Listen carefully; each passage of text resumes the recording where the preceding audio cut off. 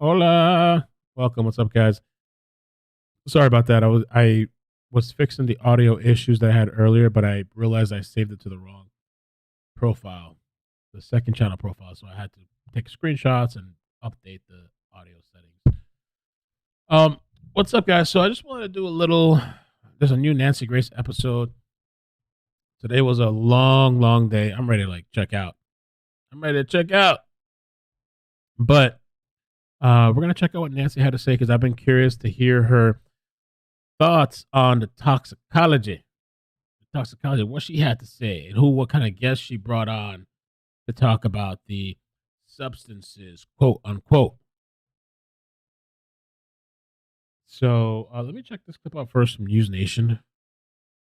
Oh, amazing! No audio. What the heck?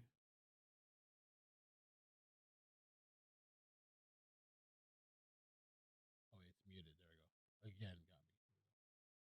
It's the news many have been waiting to hear. Family members of the 3 football fans who were found frozen say they have seen toxicology results that show the victims had multiple illicit drugs in their systems, including deadly amounts of fentanyl. Amber Cogliano has details.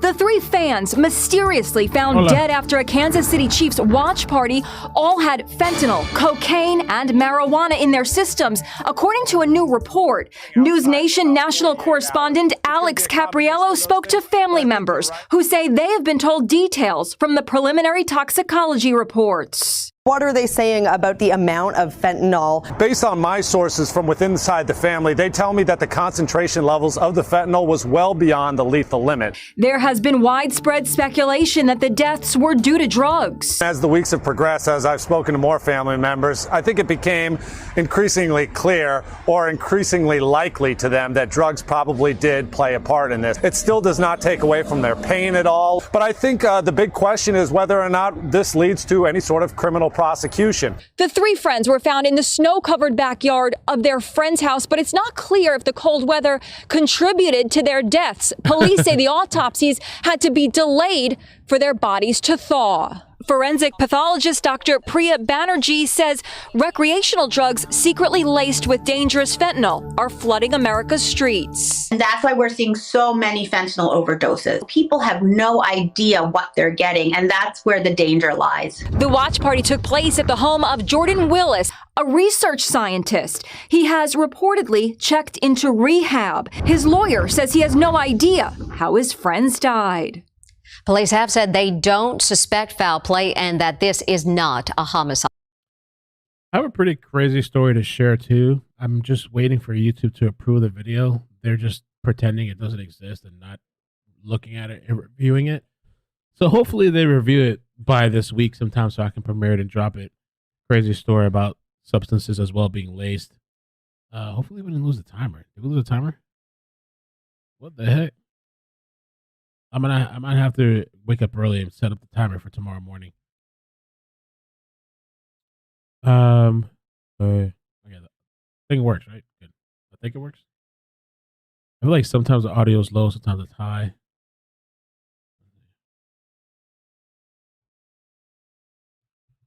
All right. Hey. Doggies. All right, let's check out the episode, Nancy. I want to hear what's going on.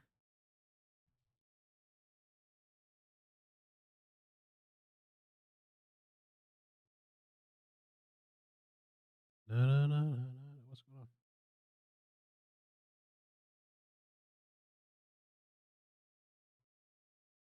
Nothing wants to work.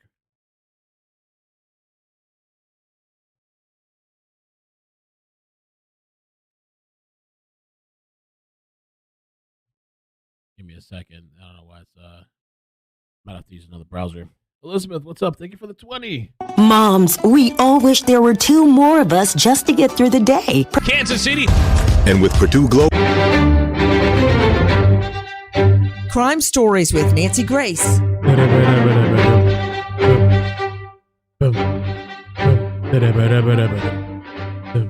With 3 dead bodies just outside your window? How do you miss that? Of course, I'm talking about the 3 Kansas Moms, we all wish there were. You're ready for Jordan Willis. Elizabeth, thank you so much, sis, for all the hard work you do for us. Thank you. But this morning, a sobering thought. Did the so-called friend, the homeowner, Jordan Willis, immediately pack up, move out, lawyer up, and check into rehab as part of an elaborate legal strategy to gain public sympathy and avoid potential jail time? I'm Nancy Grace. This is Crime Stories. Thank you for being with us here at Crime Stories and on SiriusXM 111. Of course, we are now learning that each of the victims out in the yard and on the friend's back porch in plain view from inside had lethal doses of fentanyl and more in their system. I'm talking about potentially 3 times a normal dosage or more. We have not seen the official toxicology report. We are getting this information from family. Now, again, no one has been named a POI, person of interest, or suspect in this case. All the while, the friend/homeowner remains behind closed doors in an alleged rehab facility. First of all, take a listen to this. When Jordan Willis checked into rehab, family and close friends said he decided to tackle his addiction issue head on after the wake-up call he got when 3 friends died outside his house. Retired NYPD Inspector Paul Morrow tells Fox News Willis checking into rehab could be a preemptive move to get a shorter sentence if he is charged with a crime. Early toxicology results indicate all 3 men found dead outside Jordan Willis's rented home had cocaine and fentanyl in their systems. According to WDAF, the families confirmed police have the initial toxicology reports. According to a family member, the level of drugs in their system is high. Well, that Dr. Baden guy, and I covered it in one of the videos, he was saying, because the levels they were talking about was the levels he said, supposedly the family said 10, and I guess, what did I say? The lethal rate is 10, but that the guys had like 30. And so, but Dr. Baden was like, oh, you can have like, some people might be lethal at 30, but then other people could go up to 100 or 200. So I don't know. There was a lot of kind of conflicting stuff about that. 3 times the amount of a lethal fentanyl dosage. And police say the case remains an ongoing death investigation. And the facts seem to be revealing that the friend/homeowner may have had something to do with mixing the deadly drug cocktail. Is that true? What do we know? Listen. Caleb McGinney says his cousin Clayton McGinney was his best friend. Caleb claims Jordan Willis has been known since high school as the chemist who would make drugs for the specific needs of the individual. McGinney also says that Ricky Johnson, Clayton McGinney, and David Harrington were all best friends.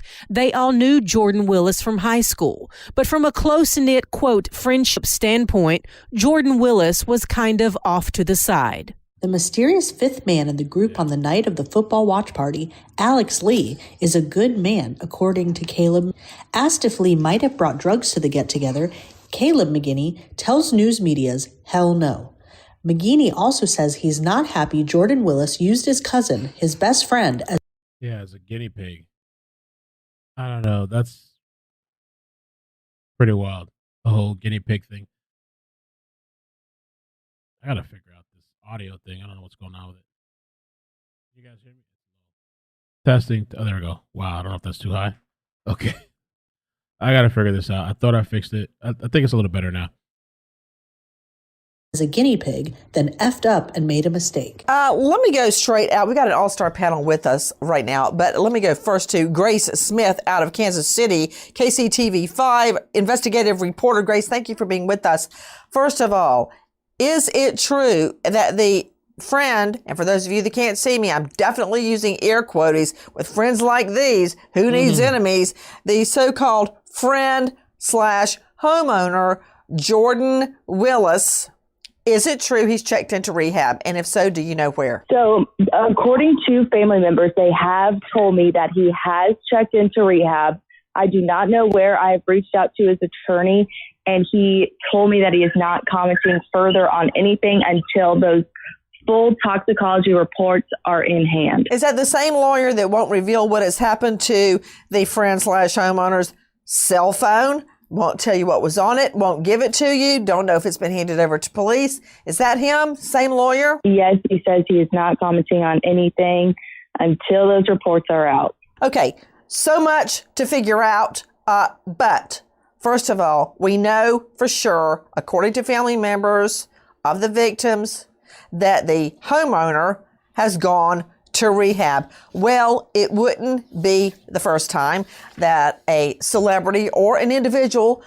He's not the homeowner. They keep saying that, but he was just renting from the homeowner.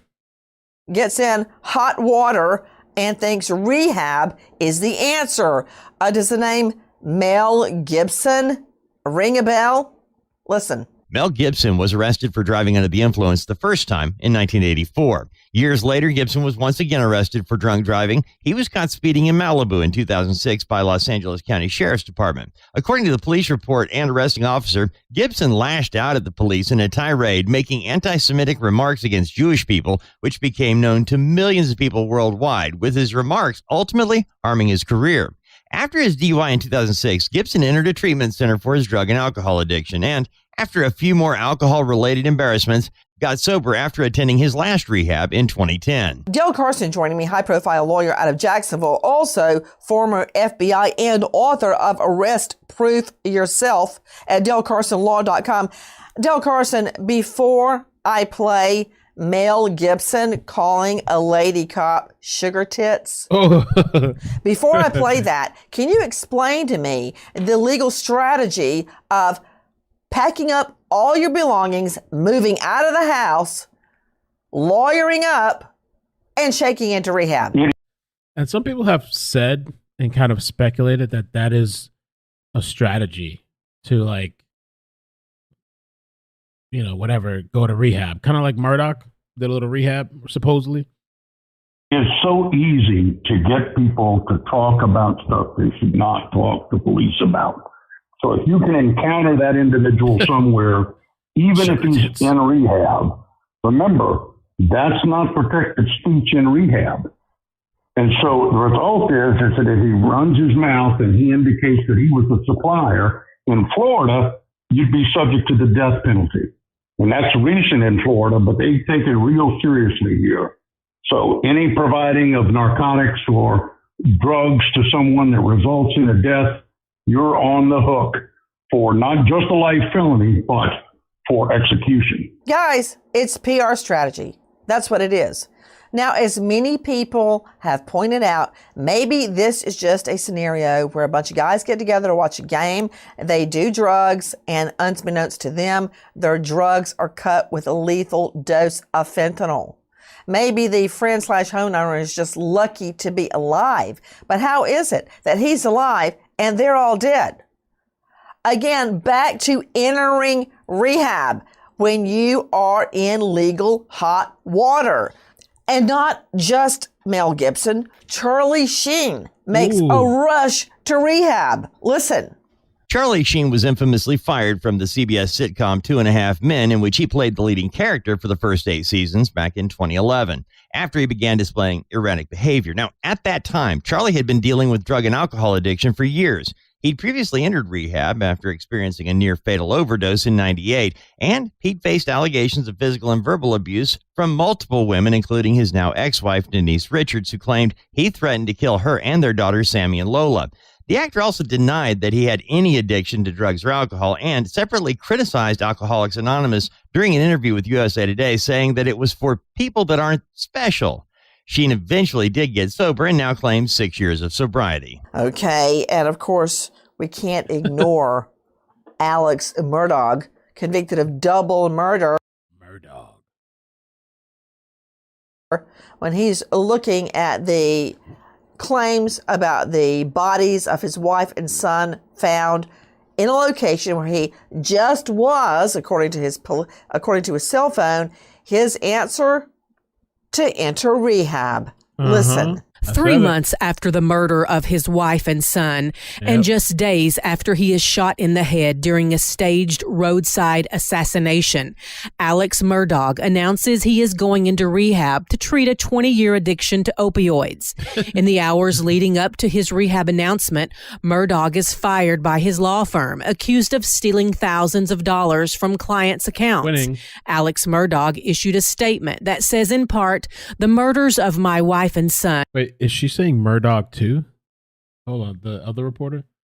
In the hours leading up to his rehab announcement, Murdaugh is fired. I know Nancy does that, but they have the broadcast reporters saying the same thing, Murdaugh as well? Days after. Is that like a rule that she has over there? Is like some contract or something? He is shot in the head during a staged roadside assassination.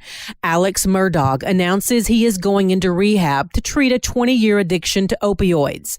In the hours leading up to his rehab announcement, Murdaugh is fired by his law firm, accused of stealing thousands of dollars from clients' accounts.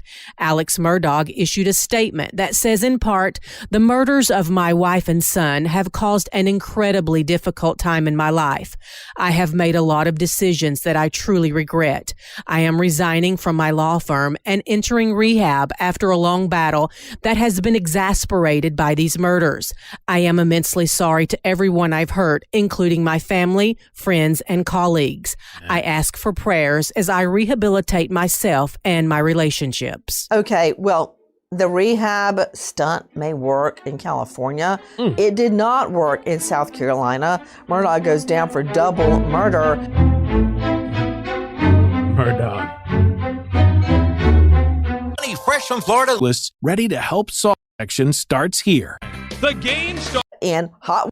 Real quick, we got that California situation going on.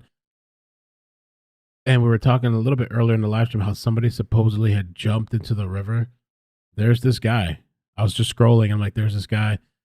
Firefighters respond to bystander reports of a man that jumped into the flowing water in pursuit of a dog. Now, hey, we know there's a lot of people out there that will die for the dogs.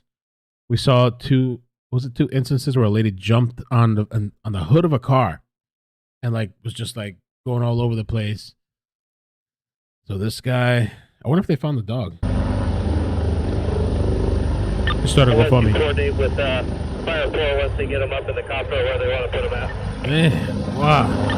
Copy. Did you have the dog? Just looking over, you're going to go ahead and short haul them over to land-based companies so if you guys are going to handle the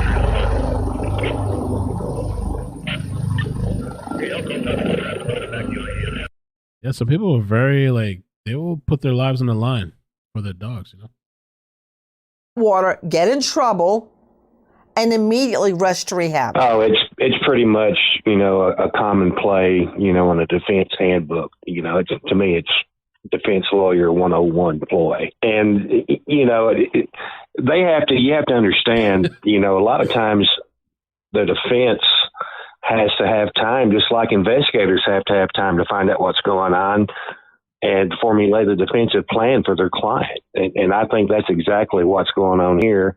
I think that he thinks that if he's locked away in rehab, they're not going to have access to him. He's not going to be interrogated further. He's not going to have immediate exposure to law enforcement that they can, pry deeper into everything that's going on with this situation. And Dale Carson brought it up regarding attorney-client confidentiality, physician-patient confidentiality. Whatever you say to a psych or a counselor in rehab would be protected.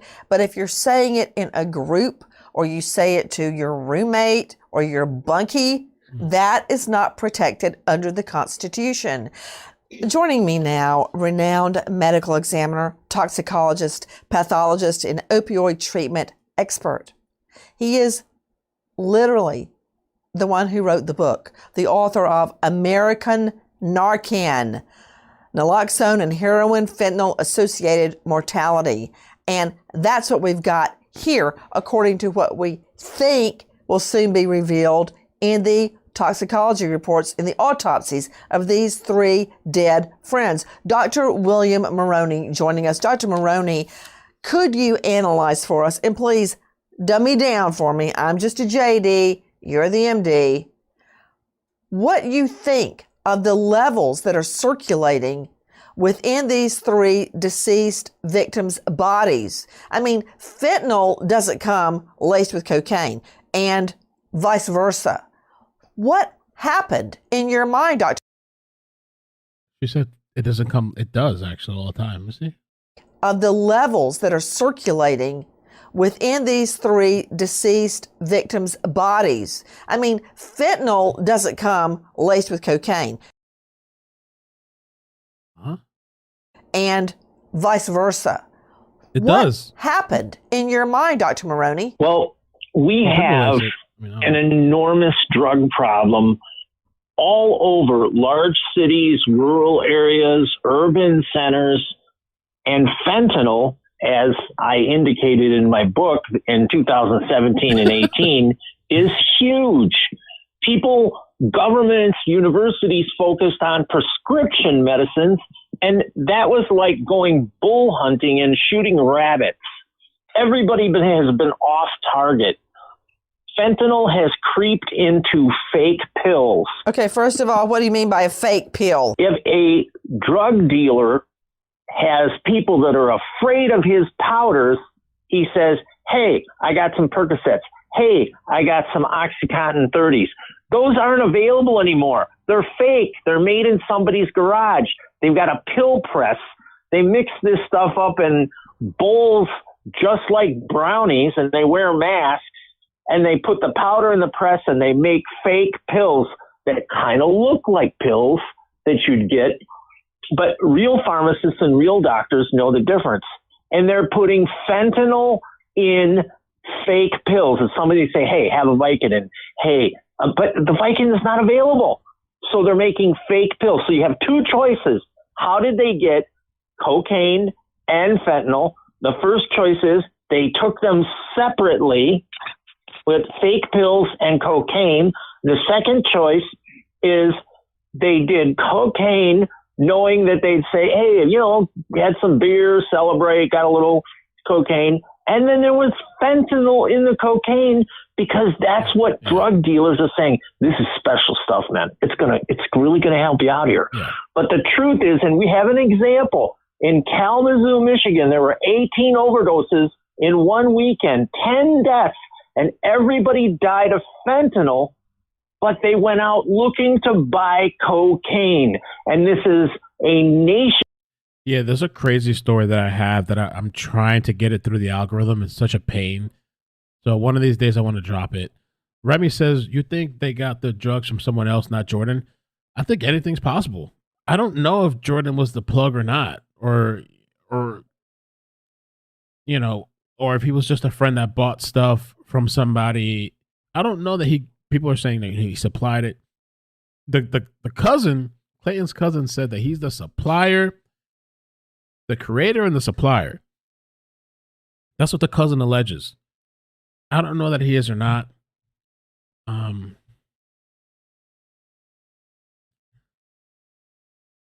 mean, I don't know. There was the 5th person. Supposedly there were multiple houses that they went to that night. I want to put it, I mean, I don't know. Who bought the stuff? I really don't know.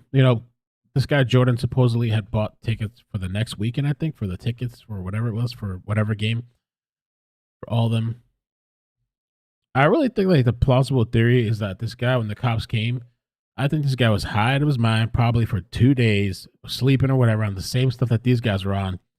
The police came and maybe he told the police, like, hey, this is what happened. Either he bought the stuff or somebody else bought the stuff. And there's a lot of times that one of the stories that I want to share with you where 5 people passed away, there's times where you think somebody's going to get charged and they don't. They just don't have enough evidence. I mean, it's telling that he's in rehab. They said he had an alcohol addiction. I think it's more than that. But you can go get help for alcohol, but I think it's more than that. I wonder if he took that stuff recreationally. Or was it their first time dabbling with fent? Maybe not expecting it. That happens too. Sometimes people just dabble in coke for fun recreationally, and then there's that one time you get fentanyl mixed in it. Nationwide problem of unintended fentanyl overdose deaths for people who've always just done stimulants. They think stimulant at the end of the bar at 2:00 in the morning. People do cocaine and they go to private after hours clubs and they dance all night. We have this problem of drug consumption and there is no end in sight. Hold on just a second. Dr. William Maroney is telling us about the fentanyl epidemic across our country, but as it relates to this case, Dr. Maroney, according to family members, the victims had a fatal amount of fentanyl in their systems, 3 times the amount of a lethal fentanyl dose. Again, I'm not asking you to address the wider issue of fentanyl ODs and the epidemic in our country. I'm talking about this case. What would be a lethal OD, overdose of fentanyl? What would that look like physically to our listeners and viewers if they were to see it? And what would that do to your body? Let's start at the beginning, okay? Starting with A. What is a lethal dose of fentanyl for an average size male? I'm going to tell you that if you look at grains of salt in an empty teaspoon, 3 or 4 crystals, 3 or 4 grains of salt will knock a 70 kilogram or 120 pound man dead in 6 minutes. Wait, that's almost too much to believe. Let me understand what you just said. Yeah. Guys, stay with me, please. I've got one of the world's foremost experts. And over here on this website, this is from a .gov website, right? This is from DEA.gov. Over here it says, producing illicit fentanyl is not an exact science. 2 milligrams. There's 2 milligrams of fentanyl can be lethal depending on the person's body size. 2 milligrams is a lot, though. It really should be micrograms. It says 2 milligrams. DEA analysis has found counterfeit pills ranging from 0.2 to 5.1 milligrams, more than twice the lethal dose of fentanyl per tablet. 42% of pills tested for fentanyl contain at least 2 milligrams of fentanyl, considered a potentially lethal dose. It's weird they're saying here milligrams, or actually 0.2 milligrams is 200 mics, I think.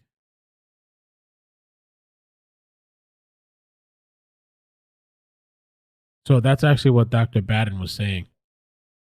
42% of pills tested contain at least 2 milligrams, which is 2,000 mics, and that's considered a lethal dose.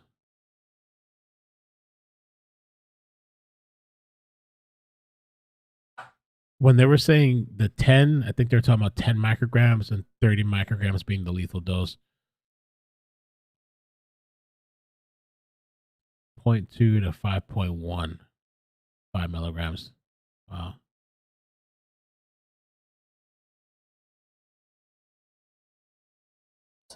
On opioid crises and fentanyl.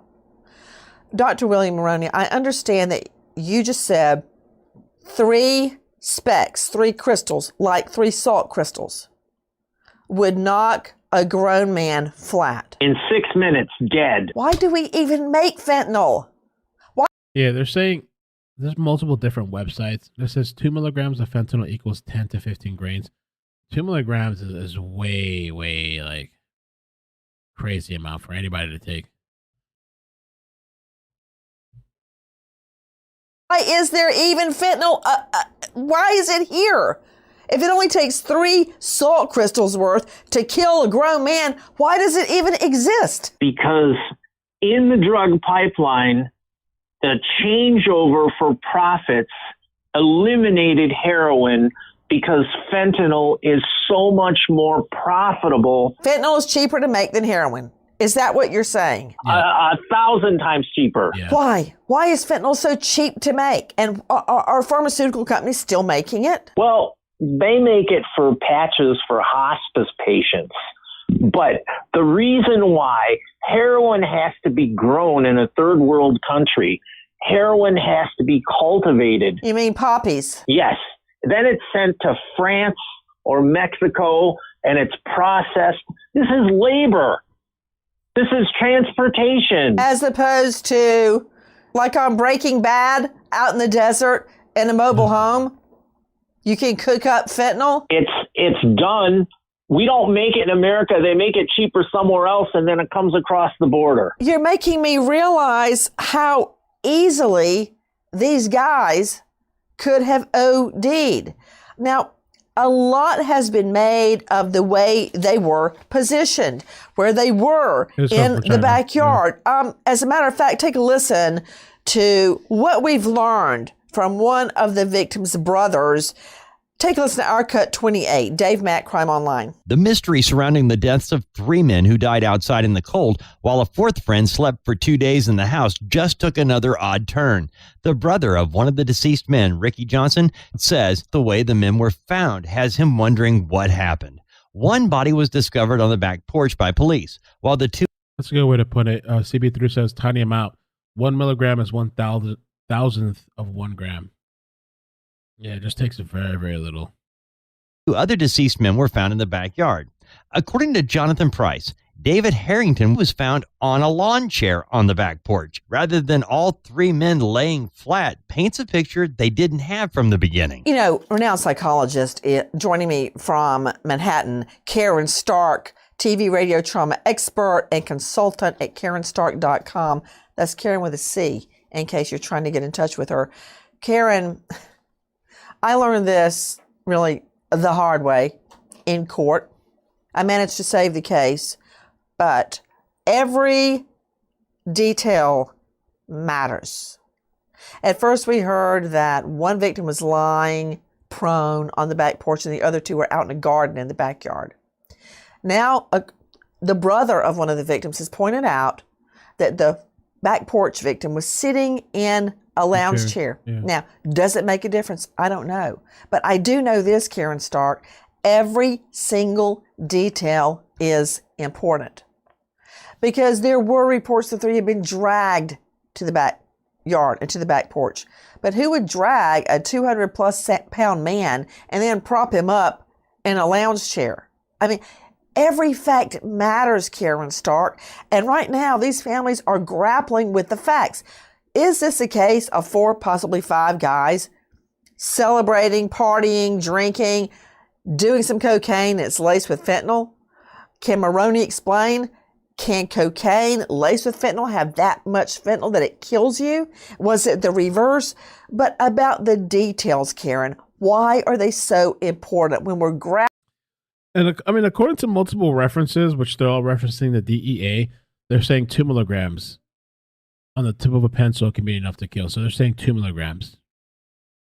Enough to kill. When they said 10 and 30, I don't know if they meant, like, I'm assuming they meant micrograms, maybe. I don't know. But Dr. Bating, I think he corrected it. But he said, I thought he said like 100 or 200 micrograms is enough to kill. I'm not sure yet. I feel like we need clarification on that. Anyway, you don't want to mess with this stuff. Long story short, don't mess with it. Who's telling the truth? What happened to these guys? Was it an accident? Was it more nefarious? Why'd this guy rush off, get a lawyer, and check into rehab? Details matter, Karen Stark. They certainly do. Nancy, do you remember when we used to sit and listen to people who were in front of the police and they were trying to let them know their stories and giving all kinds of explanations? And we would look for ways that they were saying the smallest thing that didn't jive with everything else that they said.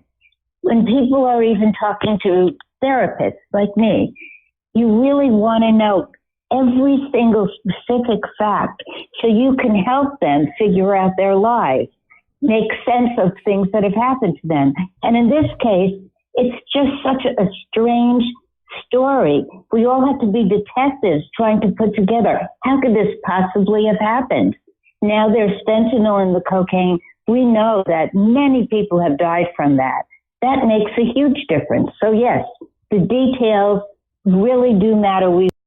Let me pause for a second. Beautiful Messy Ball sent me this, and John Kennedy used a simple prop to demand changes to mandatory minimums. And they're talking about fentanyl. Fentanyl. Candidly, gentlemen, there's not much that Congress can do to make President Xi stop his country from producing the precursor chemicals. Yep. I've met with President Xi personally in Beijing. I don't think it did much good. And candidly, there's not much the United States Congress can do to make President Lopez Obrador in Mexico stop the cartels. He knows what's going on. There are two things that we can do. First, we, meaning Congress, we can secure the border. It's an open, bleeding wound. And it is wide open. And it is wide open by design. I've seen it. Most of the members of this committee have. That's not what I want to talk about. The other thing that Congress can do is crack down on the dealers, not the addicts, Mr. DeFord, the dealers. Now, Mr. Urban, see this pencil? Yes, sir. This pencil tip, the amount of fentanyl just in a pencil tip, as represented by a pencil tip, will kill you dead. Dead as fried chicken, Mr. DeFord. I hope that's Southern enough for you. You see this? 40 grams? He really brought the fentanyl in? Yes, sir. This will kill. Is that real fentanyl? He brought a bag of fentanyl in there? Every man, woman, and child in Culpeper, Virginia. No way he brought Not far from here. If you have this much fentanyl, you're a dealer. This is 400 grams. This will kill every man, woman, and child in Knoxville, Tennessee. Now, you're a dealer. You're not holding this much fentanyl. Absolutely. You're not dealing. Sir, I'm using it recreationally for my mental health. Now, 40 grams. Okay, that's fine. In California, you probably get away with it. It's fine. This will get you, if you get caught, a minimum of 5 years. Okay?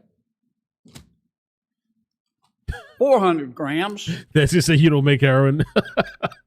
If you get caught with this much, enough to kill every man, woman, and child in Knoxville, and many more before you step on it, this will get you 10 years minimum. There's just one problem. We punish other drugs less severely than we do the most powerful drug, fentanyl. I mean, just look at it. 40 grams, 5 years. 400 grams for fentanyl, 10 years. Methamphetamines, 5 grams will get you 5 years. 50 grams will get you 10 years. Much less severely than fentanyl. We do the same. All right, it's a little interesting. Watch sidestep. We've known that for years. Dr. William Maroney, jumping off what Karen Stark has just said, and remember to the rest of the panel, jump in if you have any thought on this. You're a think tank. You're the brain trust, so please jump in.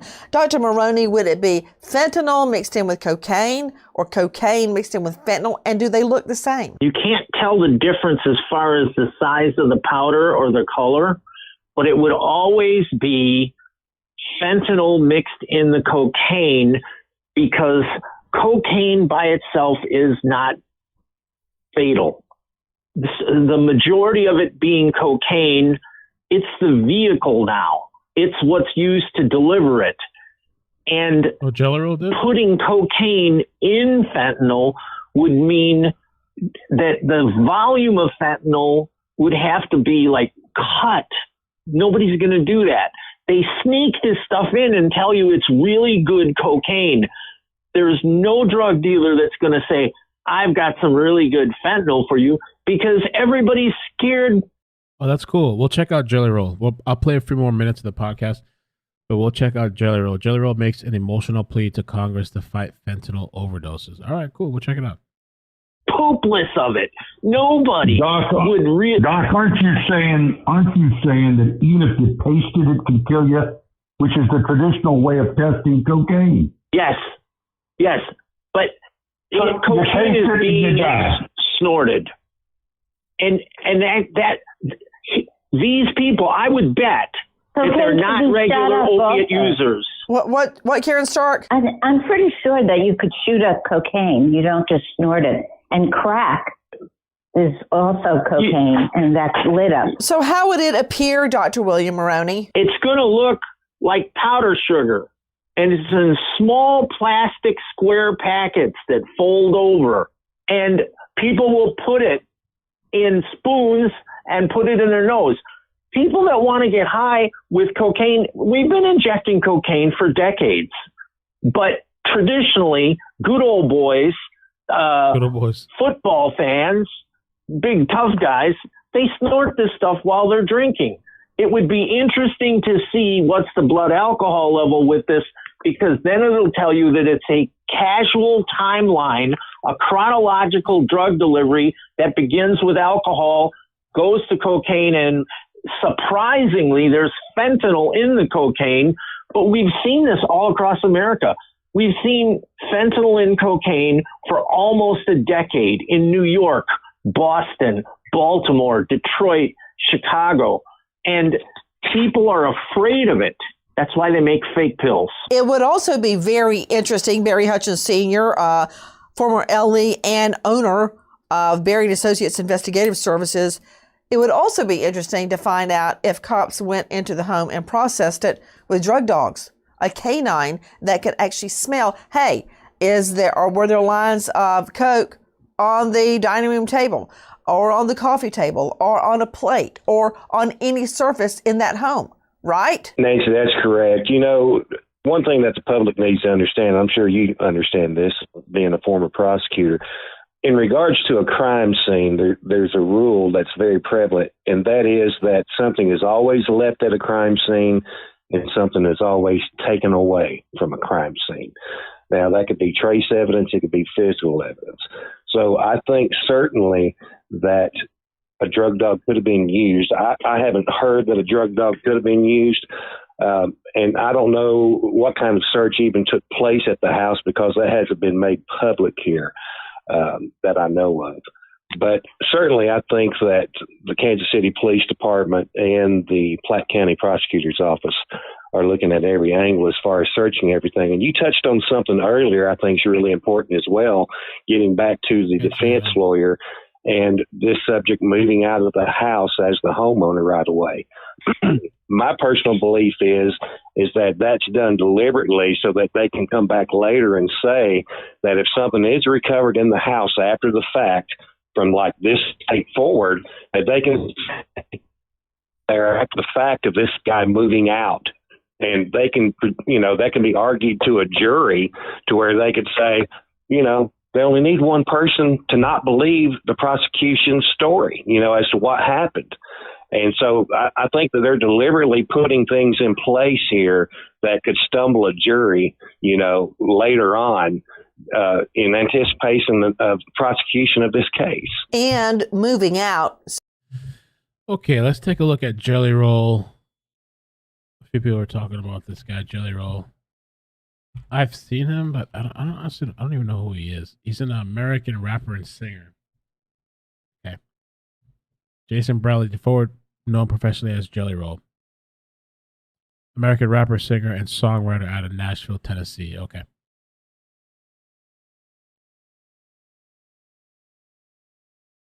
This crisis. Thank you, sir. I want the record to reflect I'm an Orioles fan. All right.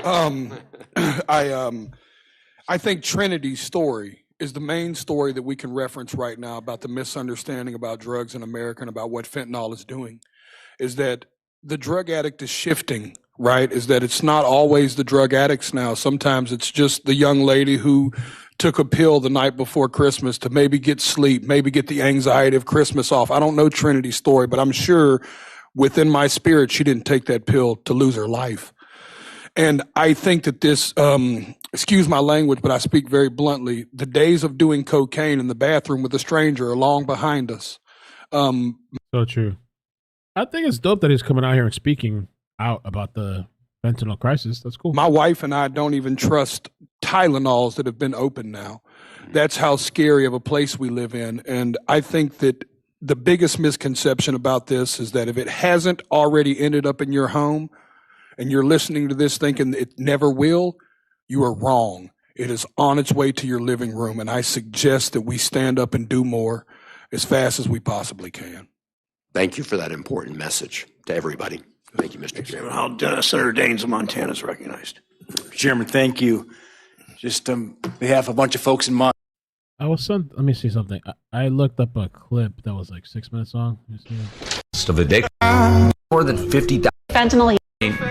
for Jelly, sharing his struggles, provided an outlet for healing. And it's why he visits rehab centers for those fighting addictions. Hey, how are you? Good. Sobriety is always hard, but this is the hardest part. How are y'all? For those of y'all that don't know, my name is Jelly Roll. I'm a musician, not a public speaker, so work with me. My child's mother was a recovering heroin addict. My mother struggled with addiction. I have a brother that struggled with addiction. I've had a cousin that struggles with addiction. I was surrounded by so much addiction in my life. You choose to go to these recovery centers and continually give back. And I'm curious why. Imagine God puts you in a situation where he brings you through what he brought me through. And you have a heart to do anything but help people that were in the same situation you were in. Who was Jelly before the music? Oh, dude, Jelly before the music was a scumbag. I was a horrible, horrible human. I was a less than desirable human. And I think that's why I have such a heart for service now and to help people, is because I was a taker for so long that I wanted to be a giver for the rest of my life. From the concert stage. Okay, nice. All right, let's continue rolling. So quickly, lock, stock, and barrel gets rid of who knows how much evidence. And of course, Dr. Maroney, when you put dishes in the dishwasher and turn it on, there goes all the evidence off those plates or whatever surface was being used, whatever utensil, a bowl, a plate, a saucer. Why are three guys outside? Does fentanyl do something with thermogenesis in the body, making us want to be cooler? I don't know the answer to that question, but there's a reason they were all outside when they died. As a matter of fact, Dale Carson, you're exactly correct. What does the temperature have to do with it? Well, it was not freezing. Listen. David Harrington's father is also challenging the idea that the men froze to death. Daily Mail reports John Harrington saying, "I don't think it's very likely they froze to death like some people are saying. It just wasn't cold enough." I don't know if this is the part. Let me see. Start that in these 5 minutes I'll be speaking that somebody in the United States will die of a drug overdose, and it is almost a 72% chance that during those 5 minutes it will be fentanyl related. Having started that way, Chairman Brown, Ranking Member Scott, and esteemed committee members, thank you for having me. I know this is a bit of a curveball, but I like a little baseball myself. My name is Jason D. Ford, but to most I am known as Jelly Roll. It is important to establish earlier that I am a musician and that I have no political alliance. I am neither Democrat nor Republican. In fact, because of my past, my right to vote has been restricted. Thus far, I have never paid attention to a political race in my life. Ironically, I think that makes me the perfect person to speak about this because fentanyl transcends partisanship and ideology, gentlemen and women. This is a totally different problem. And I was speaking outside to the media, and I gave them a statistic that said 190 people a day overdose and die every single day in the United States of America. That is about a 737 plane. That's what about a 737 aircraft can carry. Could you imagine the national media attention it would get if they were reporting that a plane was crashing every single day and killing 190 people? But because it's 190 drug addicts, we don't feel that way. Because America has been known to bully and shame drug addicts instead of dealing and trying to understand what the actual root of the problem is with that. But the sad news is that narrative is changing too, because the statistics say that in all likelihood, almost every person in this room has lost a friend, family member, or colleague to the disease known as addiction. I've attended more funerals than I care to share with y'all. This committee, I could sit here and cry for days about the caskets I've carried of people I loved dearly, deeply, in my soul, good people, not just drug addicts, uncles, friends, cousins, normal people. Some people that just got in a car wreck and started taking a pain pill to manage it. One thing led to the other. I've heard of stories like that. I had a friend that had sickle cell that Kenny Bellholm, I remember it. Like, he was a really good friend, nerdy friend. And we had a falling out. And he ended up being in the hospital again. And to break to give him an olive branch, I brought him a World of Warcraft strategy guide, even though we didn't need that shit. But I brought it to him in the hospital. And I remember when I did that, like, he thanked me, and like it broke all this tension. And I remember he told me, like, because of all the pain medication he was on in the hospital, that he told me straight out, like, yo, I think I'm addicted to like Percocet, and this pain, I felt so bad for him. And then one day when I was working, he was admitted to the same hospital I was in. They called a code blue, and he had some type of cardiac arrest. And I heard the code, and I didn't think it was him. I just kept working. And then I think a friend or somebody called me, and they were like, yo, he died, he coded or whatever. So I ran over to the ICU, and I just saw him there dead. And I remember like touching his forehead because I couldn't believe it. And it was like already not the normal temperature of a person. You know, it was already, like, by the time I got there, it was already fading. And I always like just thank God that I made peace with my friend, because I just can't imagine that shitty feeling if you didn't make peace with somebody. But I remember him telling me that like he just got addicted to that. How fast it spirals out of control, I don't think people truly understand. So many people. Equally, I think it's important for me to tell y'all that I'm not here to defend the use of illegal drugs. And I also understand the paradox of my history as a drug dealer standing in front of this committee. But equally, I think that's what makes me perfect to talk about this. I was a part of the problem. I am here now standing as a man that wants to be a part of the solution. I brought my community down. I hurt people. I was the uneducated man in the kitchen playing chemist with drugs I knew absolutely nothing about. Just like these drug dealers are doing right now when they're mixing every drug on the market with fentanyl, and they're killing the people we love. I'll be honest with y'all, my desire is to only get older and only do better and be better. I believed when I sold drugs genuinely that selling drugs was a victimless crime. I truly believe that, y'all. My father always told me what doesn't get you in the wash will get you in the rinse. Now I have a 15-year-old daughter whose mother is a drug addict. Every day I get to look in the eyes of a victim in my household of the effects of drugs. Every single day. And every single day I have to wonder, if me and my wife, if today will be the day that I have to tell my daughter that her mother became a part of the national statistics. History repeats itself, gentlemen. Even in the 1990s, crack cocaine had long made its way into my middle lower class neighborhood. And at that moment, even as a teenager, you could have never convinced me in that moment that there would be a far bigger problem on the horizon in the form of a pharmaceutical drug. And then I watched opioids and Oxycontin burst onto the scene. I'm here to tell y'all that fentanyl is going to make the Sackler family look like saints. And I want to let y'all sit with that for a second. It is time for us to be proactive and not reactive. We were reactive with crack. We were reactive with opioids. And y'all are taking the first step at somebody in Senate finally being proactive.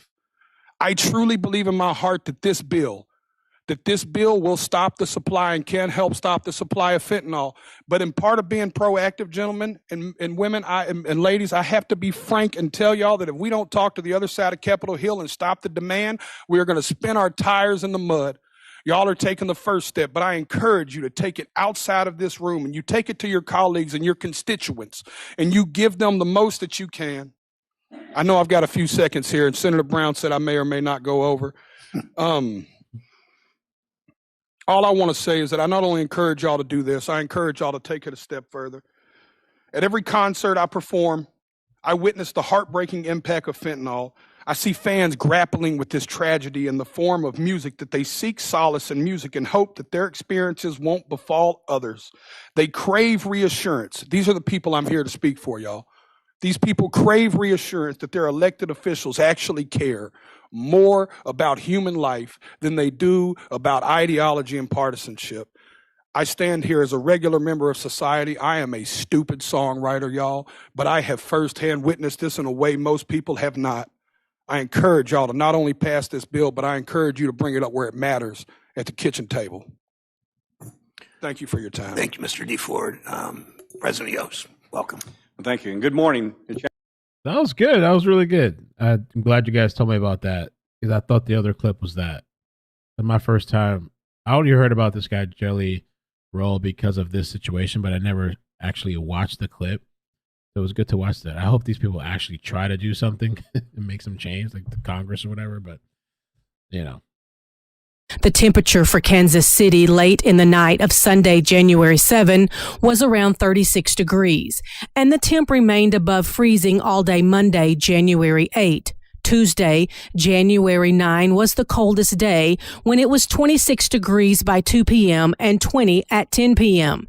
The first 36 hours of the mystery, the temp is at or above freezing, and it is only the last 12 hours where it gets really cold. But that is a common misconception, that the temp has to be freezing for a person to freeze to death. You don't freeze to death. It's not like putting a popsicle in the freezer.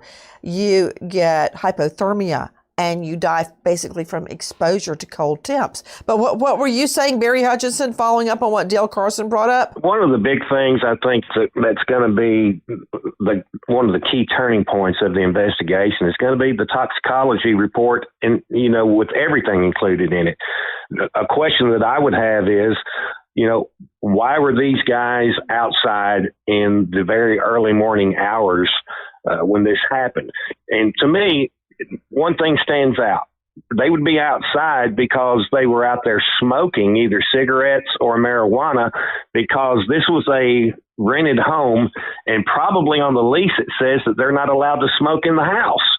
So that would explain why they were outside at that point. Now, whether the drugs were ingested through marijuana or the cocaine or both is yet to be seen. But I think that's going to play a key part in the discovery process of all the evidence involved that's going to help narrow down and shake through the funnel, if you will, the key elements of the case, coupled back with what you spoke of earlier this week, Nancy, with the phone records of every single person that were involved in being there that night.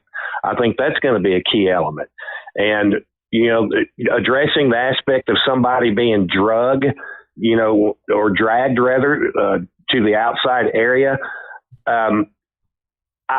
I don't see that happening, because one of the guys, at least not by one person anyway, because it's my understanding that one of the victims involved was an approximation of 300 pounds.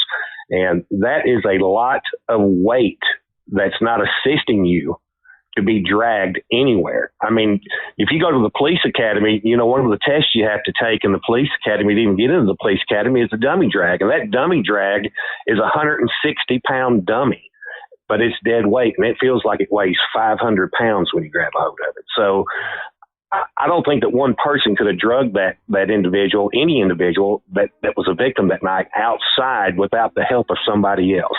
So I think that's going to be a key element also that's going to be investigated. Wow. Nope. Action. Bet on Temperature regulating. Also address the issue of freezing. Well, I agree that there's no way anybody froze there. I lived in Kansas City for 12 years. It gets cold a little bit, but it's warmer during the day, and it's not as cold as Chicago. That's off the table. But everybody that gets real close to a fentanyl overdose, and I see non-fatal overdoses, they come in, they talk to me, they enter into treatment in my clinic, so they're non-fatal overdoses. And then I see the fatal overdoses when we go to autopsy and we work with the pathologist and the police try to reconstruct it. Everybody that's around a fatal overdose tries to get them cold air. And if you feel yourself falling out, you look for cold, fresh air. So they could have been in the house, and it sounds good that they would have went out to smoke. But if they would have felt the fentanyl kicking in, they would have said, you know, I need some fresh air. Kind of like when you're in that bar all night long and it's smoky and it's hot and you had a little too much to drink. You step outside, that cold air, it straightens you up right away when you're drinking alcohol. It does not straighten you up with fentanyl, but you seek something cold. And if you think you're going to fall out, you sit down, you look for a chair, you lean up against a car. And sometimes on death scenes and crime scenes, the people around the person that's overdosing throw them in a cold shower. So that's what people seek. That is the other reason why they would have been outside. They felt they were going to fall out. They started feeling sleepy. They couldn't think. They were drooling. It was difficult to breathe. So you step outside to get something to straighten up before you fall out. I mean, Dr. Maroney, you and I have talked about this 100 times before, but it's elementary. It was even in The Wizard of Oz. Remember when Dorothy fell asleep, right? In the poppy field? Snow. She made herself comfortable. Snow had to wake her up. The cold woke her up. That's not just a kid's story. They seek the cold to straighten up. So is the guilty culprit in the death of 3 Kansas City Chiefs fans, all 3 best friends, all too common? A fentanyl OD. Did you hear Dr. William Maroney? Trust me, if he says it about fentanyl or opioids, it's right. That 3 grains, like salt, grains of salt, are enough to kill a grown man? Is that the culprit, the all too common culprit, the killer in America and in this case? But we've got another problem. Take a listen to Nicole Parton, Crime Online, Cut 3-2. Caleb McGinney says his cousin Clayton McGinney was his best friend. Caleb claims Jordan Willis has been known since high school as the chemist who would make drugs for the specific needs of the individual. McGinney also says that Ricky Johnson, Clayton McGinney, and David Harrington were all best friends. They all knew Jordan Willis from high school, but from a close-knit, quote, friendship standpoint, Jordan Willis was kind of off to the side. Does anybody remember the incredibly popular weekly program, All in the Family? The star was Archie Bunker. In real life, Carroll O'Connor. He went head-to-head in court with his son's drug supplier. His son died of an overdose, and Carroll O'Connor won. So based on what we're hearing from Nicole Parton at crimeonline.com, is there culpability on behalf of the friend/co-owner? Did he personally mix the drugs for his friends. Did he know or not know fentanyl was involved? The fact that all three of them outside had fentanyl in their system is no coincidence. What about the friend / homeowner? Did he have fentanyl or cocaine in his system? Was he even tested? Those are answers we don't know. I don't think he was tested. But to high-profile lawyer joining us out of Jacksonville, Dale Carson, would he be responsible if he personally mixed the drugs? There's no question. If they find the chemical similarity between the drugs that are laying around in that house somewhere and the drugs that are on the clothing or the face of these individuals who died, he's definitely chargeable. And as I said, in Florida, it's now a death penalty charge. So if they find a supplier anywhere, that individual is likely to be charged with manslaughter in other states, possibly second-degree murder. Many family members of the three victims are hearing none of it. Listen. Harrington's girlfriend of 17 years flat out says David was murdered. Jeez. Those three guys were murdered. The Kansas City police said from the very beginning the deaths are not being investigated as a homicide, but Lori Cruz says her boyfriend of 17 years did not use drugs and that he was murdered. Since early in the investigation, police have said the case is not being investigated as foul play, but some of the loved ones of the deceased believe Willis played a role in their deaths. John Harrington, father of David Harrington, whose body was found on the open porch, said that he and David's mother both are convinced that Jordan Willis played a part in the deaths. With conflicting reports about what really happened that night, to you, Dr. William Maroney, can you assume that if there was a report indicating 3 times the level of a deadly dose of fentanyl, which really wouldn't be that much, according to you, it would be like 9 grams of salt, would that be considered the COD cause of death? 100%. 9 grams of salt. No. Maybe 9 grains of salt. 9 grams of salt is insane. Let me see. It's okay. She doesn't know. I don't know. 3 times the level of a deadly dose of fentanyl, which really wouldn't be that much, according to you, it would be like 9 grams of salt. Would that be considered the COD cause of death? 9 grams of salt is 9,000 milligrams of salt, bruh. 100%. When we look at toxicology, we look at the references, and unless we have any other history to contradict that, like coronary artery disease or asthma, fentanyl's at the top of the list. Fentanyl is the number 1 killer between the age of 19 and 50 in Americans with drug toxicity deaths. And the other thing is, when we look at the ratio, I know I'm going to talk science here. It's a little bit of medicine. Forgive me.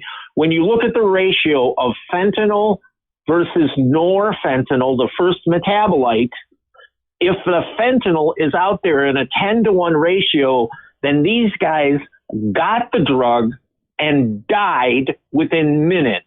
But why not the homeowner? Why not the friend? Drug dealers don't like doing their own drugs. They don't make money doing that. Then this is all about economies of scale. The more he has to sell, we not only have to look at the house, look at the garbage, look at what he's had out there, look in the garage, look in the basement. Yeah. And other people will come out and talk about this person either selling cocaine and they've had fentanyl, but they didn't die, or he's pressing fraudulent tablets that are to look like OxyContin, but they're really fentanyl. If you look back at that ratio, the ratio of the parent compound to the metabolite will tell you how fast they died. It's going to be critical too. The other problem to you, Barry Hutchinson Sr., Karen Stark, and Dale Carson, are all the, let me just say euphemistically, conflicting statements, inconsistent statements, also known as lies. All right, we covered all that pretty much, the inconsistencies.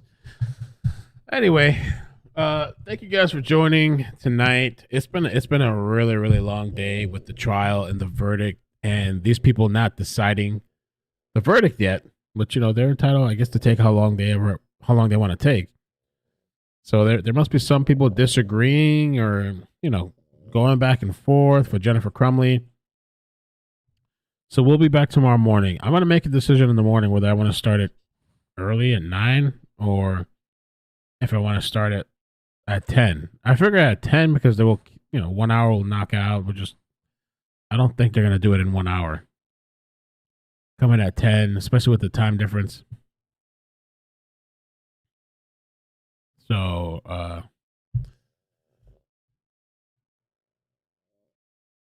but yeah, I guess what's left is a full autopsy and also to find out who supplied the substances, where they got it from. Oh, I was wondering the sugar tit stuff. The rant goes Where did they get the sugar tit stuff from?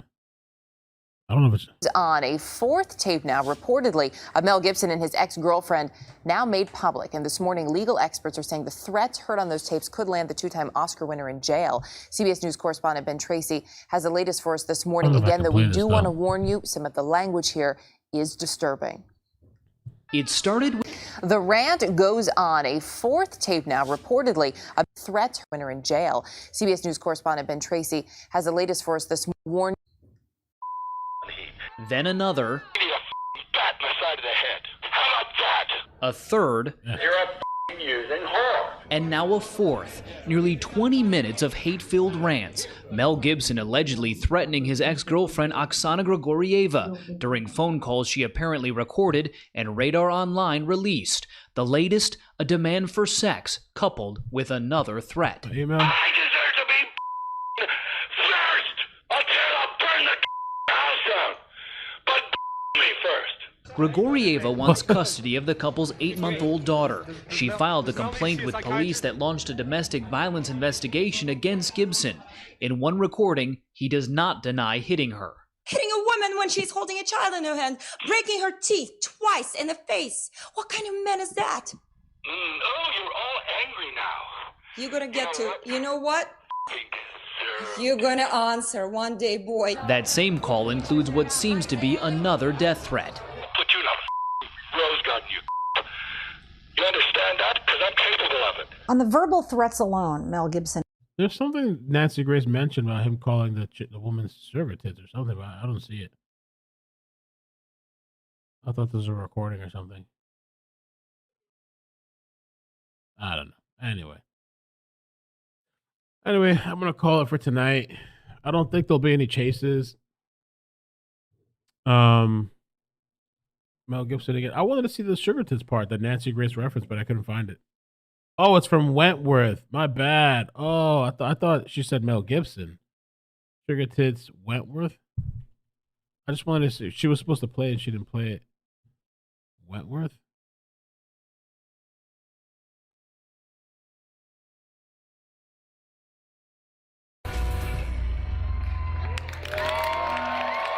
$1 if when he gives me, say thanks, sugar tits. Oh, thanks, sugar tits. Do it. You gotta do it. You're doing it. And welcome David Fincher, Ed Norton, and Brad Pitt. The review of the Critics. Yeah, how about that? How about we kind of knew that an award like this was in our future. I don't know. Whatever. All right, I'm gonna get off though. But yeah, you guys have a good night. I'll see you tomorrow morning. It is Mel Gibson. Okay, gotcha. Sugar Tits is my cousin. Have a good night, guys. Be safe. I'm gonna try to get some good rest tonight, hopefully. All right. Bye.